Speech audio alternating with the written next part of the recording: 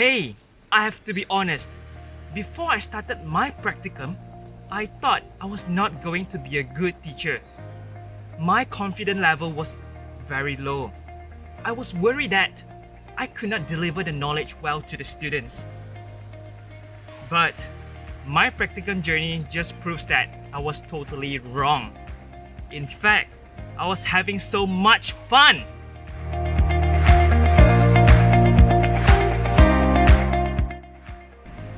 My name is Gan Hon Kiet, and students call me Mr. Gan. I was assigned to teach at SMK Bandar Baru Bangi and appointed to teach English at 1 Amanah, which are intermediate learners, and also 2 Nurani, which are advanced learners. I was very lucky because I have the opportunity to teach the students from 2 different levels of proficiency. We love English. Yeah! I love English. I love English. I love English. I love English. Love English. I love English.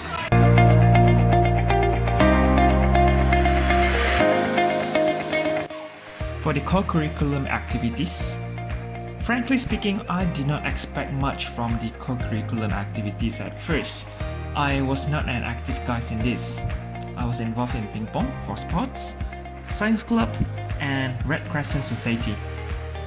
Ping pong was just boring as expected, but science club was surprisingly awesome. I think science club is definitely one of my best gateways for me myself as a language teacher, because it is a time for me to do something different than language. I could still recall that there was this activity that the students they made some soapy solutions and they used the ropes to make big bubbles. They were really enjoying themselves and could not stop having fun. Well, as the saying goes, all work and no play makes Jack a dull boy.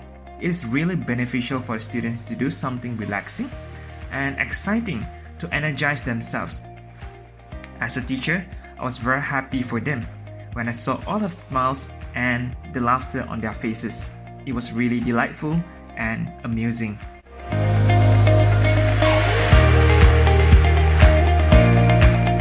Let's talk about some unforgettable and interesting experience at the school. I noticed that most of students at the school seldom greet me when they pass by. The main reason that I found was that they usually greet Assalamualaikum, so they did not greet me as I'm a Chinese. Look at this problem. I initiate a move to start a transformation. Whenever I went into classes for relief, I would teach them how to greet non-Muslim teachers and friends. I believe that even small changes are sometimes important too, because they need to know in order to survive in this diverse society, especially in Malaysia. Due to the serious situation of COVID-19 in March, I decided to teach the students on how to wash their hands properly with the help of connectors like first, after that, next, then, and finally. In order to get their attention, I used the technique of cosplay or role play in the class. I wore a lab coat and mask to pretend as a doctor. I addressed myself as Dr. Jack. Then the students were so excited and very cooperative with me to carry out the activities. I was very surprised and shocked with the outcome. Hence, I think I should come up with more roleplay ideas in the lessons in the future. This might be a good idea to control and manage the class as well as to break the ice to have more fun with the pupils. Of course, I faced some challenges during my teaching. One of them is the students have different language proficiency, and it takes some time to explain and guide them. Therefore, I tried to use Total Physical Response (TPR) to visualize my speech to them. I use more gestures whenever I try to explain something to help them comprehend my instructions. Sometimes it works, sometimes it does not. Hence, I'm always trying to seek for ways to resolve this issue. Next, the lack of facilities. There are no projectors and speakers in the class. students have to go to the resource center in order for me to access the facilities, and some lessons require them to watch and listen, especially when it comes to speaking and listening activities. And this process takes time because the resource center was not near to them.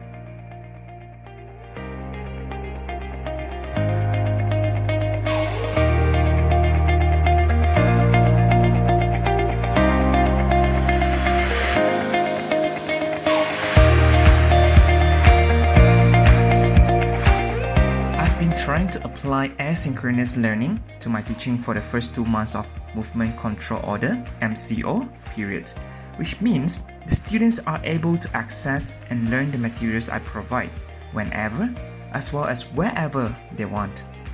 Understanding that some of them do not own a smartphone nor stable internet access, and some of their parents are working as frontliners during this pandemic. Therefore, they could only use the smartphone, tablet, laptop when their parents are back home. Likewise, the same thing happens to their siblings. They have no choice but to take turn to use the tools. With asynchronous learning, the teaching and learning process is not limited to 1 hour, 2 hours, or a certain period of time.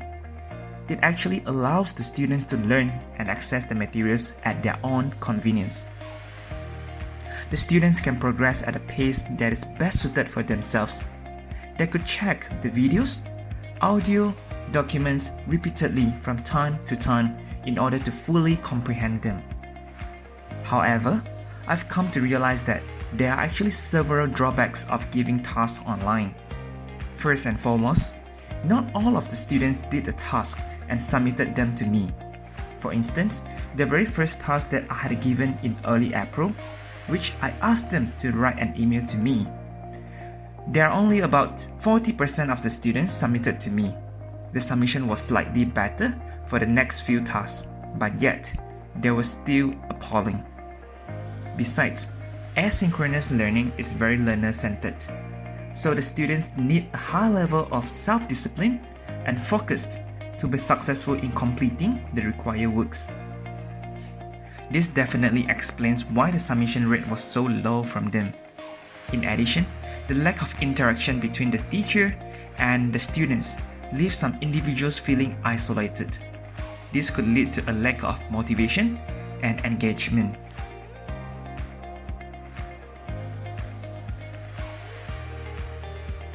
I changed my strategy to online classes, or you may call it synchronous learning, starting from June. I noticed that several students did not care about my task, and I decided to change another way of teaching and learning, which was by conducting online classes on Google Meet.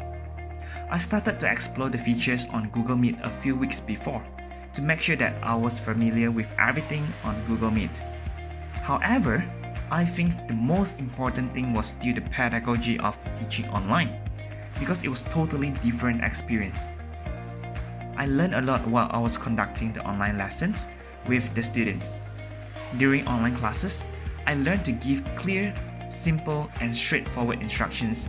Also, I would copy and paste my instructions to the chat box so students could understand clearer. On top of that, more gestures should be used in online classes than in physical classes. Since I learned the importance of total physical response (TPR) during the 4 years in my university, I always try to apply the concept in the lesson. I believe that physical actions are vital to reinforce students' comprehension. To improve my future lessons, I hope I could use more gestures and actions in order to improve their understanding.